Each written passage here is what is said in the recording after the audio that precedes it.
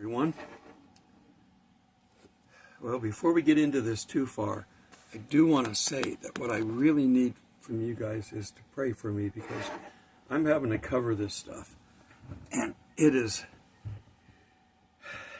depressing. I know God takes care of all this stuff, but we have to live in this pigsty while we're working, and no matter how much you bathe, you're going to smell like a pig. And I get discouraged. I don't like seeing suffering. And we're seeing some of the worst atrocities mankind is capable of doing. You know, we know about Hitler and what he's done back then. But the people today, some of them make Hitler look like Mr. Rogers. Okay. When you see this will be Sunday. It'll be one more day left of the old administration. They're already talking about starting massive ICE raids, start taking people back. Somebody showed video of the border with people going the other direction. So they're getting wise to it. Some of them that came here legitimately are going to go back and hide. But the ones that came here with a purpose, they're going to fight their way out. They're not going to go peaceably. We've already seen what they've been doing. I firmly believe that the fires in Los Angeles were set by a lot of them. That was the reason they were brought here, because they were terrorists. A terrorist is the lowest scum of the earth. You haven't got the power to do things right. You haven't got the moral objective to argue your point. So you create terror and fear to try to get your way. And some people give into it. Israel right now is paying a price for listening to the world and listening to the United States, frankly.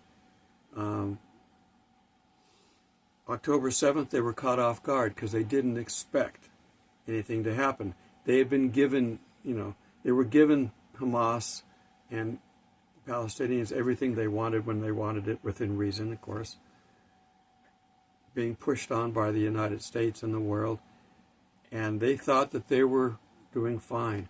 Well, that complacency cost them a bunch of lives, a lot of torture, a lot of death. And they're going back in and trying to recover from it. They think they're winning the battle, but they're not. They're never going to win the battle. Only one that can win the battle is God, and they're still not calling on Him properly.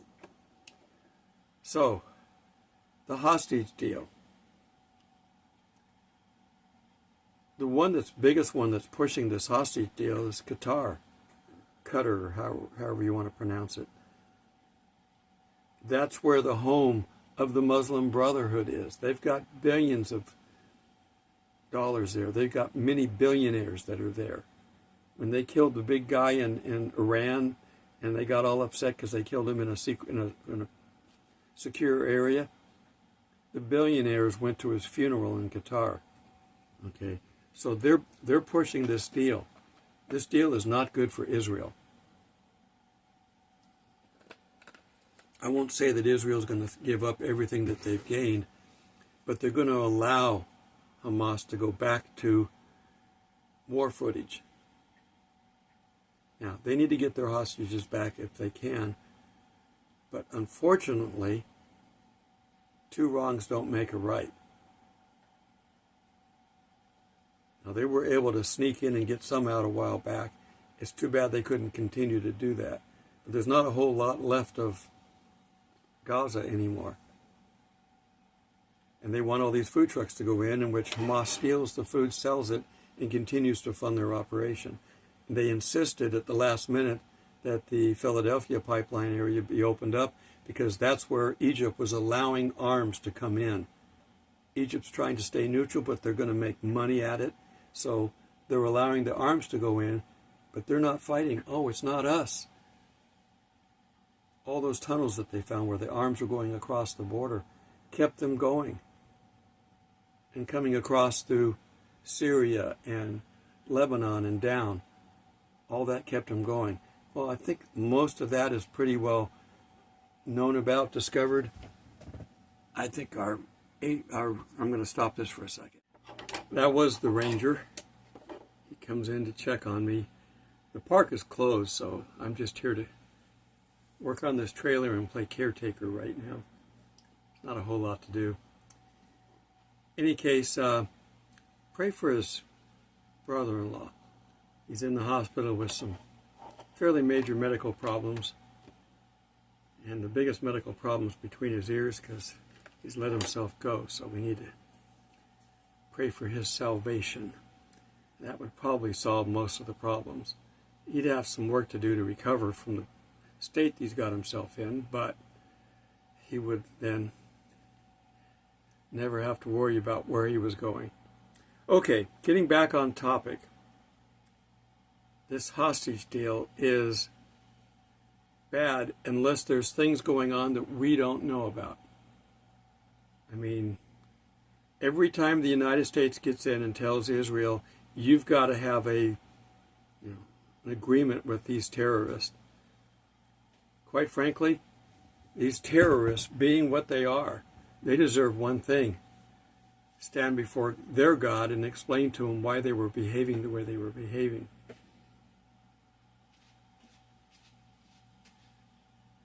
I know eventually God's going to take care of that. But these are things that Israel has to put up with because they're not doing what they're supposed to do. All right. And I don't know who it was that wrote the book. There's a book out there that talks about every time the United States got in and said, Israel, you have to do this.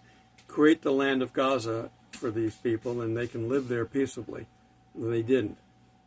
Same with Lebanon and in these other places. The people aren't in charge. These terrorists move in, kill everybody that's going to oppose them, and just take over. And they're a militaristic, evil organization, and good people can't stand up against them. So it takes a military force to do that. Okay. So this hostage deal is bad. Now, the only people that it's good for are the families of those that are alive that are going to get their loved ones back. That's it. But that was the wrong that Israel let happen, and now this deal is another wrong. Somebody did an estimate and said that if you release 1,000 prisoners, 400 Israelis are going to die. Now, that seems high. But we're doing this for 33. They're thinking that there's 100. I'll go to the numbers in a little bit. Let's just say there's a total of 100. If you let 1,000 terrorists back, they're going to go back to doing what they did. That's what they've done in the past. In 2011, they did a prisoner swap. One military guy got swapped for 1,000 prisoners. And guess who was in that? Sinwar, the leader of Hamas that was killed by Israel, but he's basically set up the October 7th massacre. That's what happens when you deal with somebody who simply wants you dead. You don't deal with somebody like that. You eliminate them. Sorry, that sounds cruel, but when somebody wants you dead, you defend yourself. And Israel has the right to defend themselves. And the UN and all these other organizations, they're anti-Israel, pro-terrorists. They need to be disbanded. I don't know if Trump's going to get rid of the UN, but they basically ought to get something better going. All right. So, I'm going to just read some stuff that I got offline to you just to give you the numbers because I couldn't remember all these. It says that 73 hostages were reportedly killed on October 7th or in Hamas captivity, according to Israel. Stop doing that. No clown. As of January 8th, 2025, 98 hostages remain in captivity in the Gaza Strip. 94 of whom had been abducted on October 7th, 2023, and another 4 hostages were captured earlier, just going across, playing tourists. I don't know what they were doing, but they got captured. Dumb. So, on last Wednesday, it was 467 days since, as the writer here wrote, grandparents, mothers, children, and wives were torn from their families and held captive in Gaza. The Israeli government and the Palestinian terror group Hamas, as they should be called. The news media and the UN, everybody calling them detainees. They were beaten, raped, whatever. These people are going to come back with PTSD, all of them. Announced a hostage release deal, the deal brokered by international partners, including the U.S., Egypt, Qatar, and follows over 15 months of conflict that began on October 7th, when Hamas stormed southern Israel, massacring over 1,200 Israelis and taking 251 hostages. Okay, so the deal is set to go into effect on Monday, January 20th, lining up with Trump's "you're going to get hell if these hostages aren't released." Now, they're only releasing 3, and they're going to dribble them out over 42 days. Bad deal. And Israel's got to release, I think, about 1,700. That number goes up and down. I don't know what the current number is, but over 1,000. Some of them, about 700, were ones that were captured during the war. So they were fighting against Israel during the war. These were war criminals. They should remain locked up. I think the biggest and the baddest of the bad are going to be rejected by Israel and not released, but I don't know. Hamas has already reneged once and almost stopped the whole deal. So they could do it again at any time. And I'm sure Trump's going to get in there and tell them, look, if they renege just that much, hit them with everything you got, and we're going to make sure you got the material to do it with. Because all the stuff that the previous administration has kept from Israel, because they were pro-terrorist, that's going to all be released Monday. So, here's what the deal is about. Hamas is releasing hostages, including Israeli and American citizens. I think they had 5 Americans that were visiting there in the kibbutz. I think they've said that 3 of them are dead, so they're going to be releasing 2 in this first exchange. Israel is releasing Palestinian security prisoners, including those convicted of terrorism and serving life sentences. So this is a number of phases. According to the reports on the agreement, the deal involves significant exchange of hostages for convicted Palestinian terrorist prisoners, and there has to be humanitarian trucks allowed back in. So, Hamas and other terror groups inside Gaza will hold 94 of the 251 hostages, including at least 34 of whom are dead, according to the Israeli government. An additional 4 hostages were already being held, including the bodies of, and they listed the names, and I don't know who they are. Hamas is also holding captive Israeli Avera Minjatu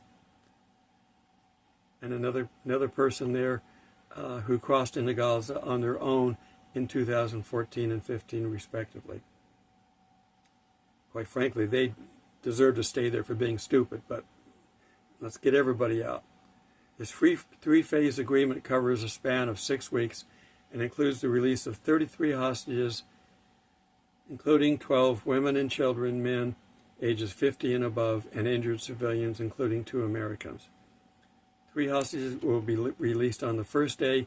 4 more will be released on the 7th day. Why not release them all at once? See, they're using them as bargaining chips. We're going to kill you, and if you come back and try to get us, we're going to kill your hostages. Evil. Satanic evil.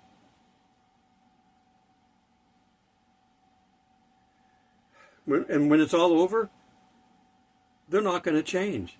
They still need to be eliminated because they're going to go right back. And Yemen has been launching missiles during all this.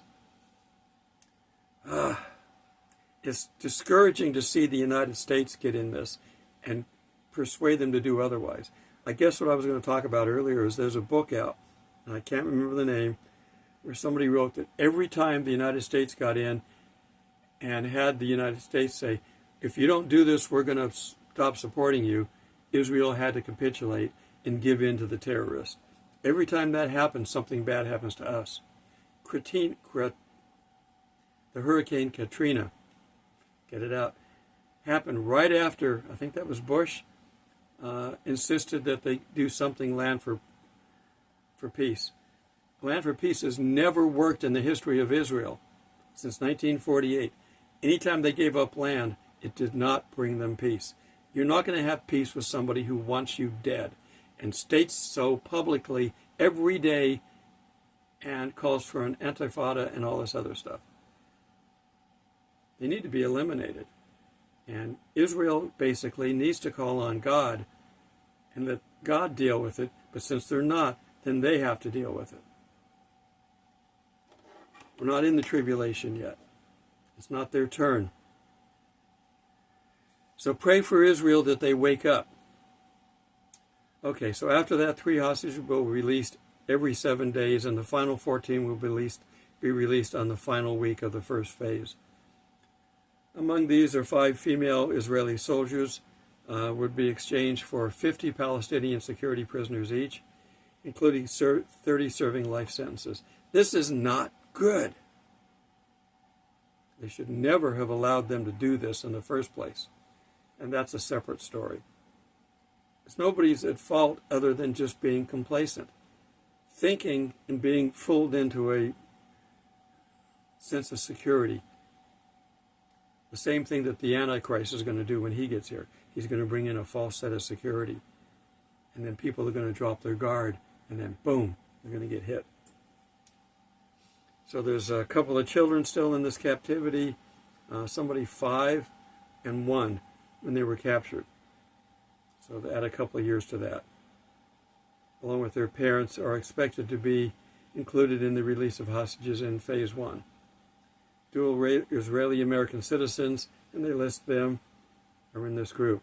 And they're going through, somebody 86 is going to be released. They captured an 86-year-old to hold as a hostage. And children. Evil people. Israel needs to let God deal with this. Wake up, people. That's what the tribulation is for. Is to wake up the rest of the world and the Israelis. It's there for them. They've got 2 witnesses and 144,000. They're going to convince those that are going to be convinced. Unfortunately, it's not going to be everybody. So, we'll see what happens. Oh, my fan finally cut off. The heaters are on thermostats in here. I don't have gas in here yet. That's coming down the line. I just put water in today. I had to go out and wrap the lines so that they wouldn't freeze. And I did that today. So I now have water in here. So I have heat via electricity. I have water. We're getting there slowly. I don't have hot water yet, so I'm still walking over to the shower 50 yards away. But that's okay. And the bathroom's there too. I'm not using the bathroom. But I can do dishes inside now. I don't have to go outside for that. Yay! Yeah, we're getting there now. The faucet's broken. I have to watch the faucet over the sink, but it works. Just got to be careful when I'm moving it that it doesn't come loose, because the little ring that's supposed to hold it in place is broke. But we're going to get a new one of those, and I'll replace that. Making progress. Somebody commented about keep having the cat in the car with me. The cat knows very well that he cannot be at my feet. I've drummed that into him. He won't go near my feet. He sits on my lap, and he doesn't bother me most of the time. And I'm not easily distracted when I'm focusing on the driving. I know if we get in a car accident, he could be killed. So could I. So do I not get in the car? At this point in time, I'm weighing the safety of leaving him in this trailer that hasn't been kitty-proofed totally. The last cabinet that he could get into that wasn't supposed to be gotten into, I put a screw in so he can't open that. So that's there. But I don't know what else he can get into. I'm still working on an electrical panel over here. I don't want to mess him with anything. He can't get to this stuff normally, so we're okay. But we're just trying to be safe. So I felt it was safer to take him with me. And he goes and he plays with the other kitties. He doesn't have kitty sense yet in dealing with other cats. First few times there, they were all hissing at him. Now they're putting up with him. So he's learning social skills, which is necessary. So I'm taking him to school. And again, running in the car is not going to be a problem. I am 70. I have never been in a car accident that I caused. I've only been in 2 car accidents in my entire life, both of them caused by somebody else. One by a drunk leaving a bar, pulling right out and T-boning me. I didn't even see him coming because he drove through the other traffic, and luckily never hit anybody. But I didn't see him until he was right there on my side of coming across the center line. That's why I have a plate in my neck, and my lower back has a disc that's been crushed a little bit. You can't go around afraid to do things because of things that might happen. You got to trust God and be sensible. So anyhow, it's a bad deal, and we may pay a price for it. But I don't know this, it's not Trump to capitulate to terrorists. He's supposed to start Monday or Tuesday departing people. And any local government who gets in the way, all the people that are in charge from the federal level said they're going to put people in jail if they get in the way. And that doesn't matter whether they're political officials or civilians. If you interfere with this deportation of illegal aliens. Now, it was a hard deal to get people across the border legally before. I agree with that. But we've got way too many people, over 1 million people here that shouldn't be here. We can't afford it. Our economies basically are all ready to topple. California's bankrupt, and they've been bankrupt, but the government's been bailing them out every time the Democrats got on. So that's why they're still there. They're a cesspool of socialism. So is Chicago area, and New York area, and Detroit area. Socialism doesn't work, and it doesn't create incentive for people to make money. So I hope we get rid of a lot of it. Anyhow, I've done all I can talk about this. I don't like it. It's not right. But maybe there's another plan under the table that we don't know about. They booby-trapped the cell phones. Maybe these people all have microchips put in them so we know where they're at. I don't know. If they could figure out where they all accumulate to, maybe follow them and find out where they go, because there may be some more hideouts that we don't know about. I don't know. There may be some other reasons for this, but it's not good. Getting the hostages back is good, but that was one mistake, and now you're compounding it by releasing over 1,000 convicted terrorists. All right. Pray for me. This is hard to deal with. And I have to carry this for a little bit. I'm trying to give it to Jesus, but as I'm living this and talking about it, I'm reliving, even though I've handed it to him, I'm still reliving it. And it's aggravating. It's aggravating to know that many people are not going to go to heaven because they're being stupid. They've been lied to. And they believe the lies. They'd rather believe a lie that is stupid than the truth that is simple.